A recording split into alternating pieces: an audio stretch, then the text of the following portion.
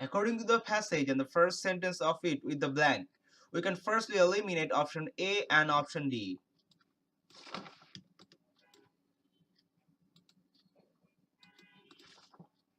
Because of the knowledge from articles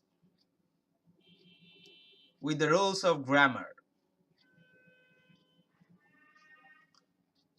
Choice B and choice E are relevant for the fuel in science and engineering sense of view, but it is not appropriate with respect to the line with blank because energy or power usually denotes a final or overall aspect for any way.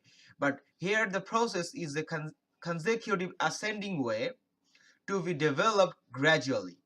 So choice C and choice F are the correct answers because they are the only among the 6 options where the word consecutive inscribed in the first line with the stipulated blank can be linked with relevancy. A consecutive process is a perpetual growing process, and so fission is a fusion or cluster of fuel for the steps of any consecutive processes. So choice B and choice E are also eliminated, and the correct answers are choice C and choice F.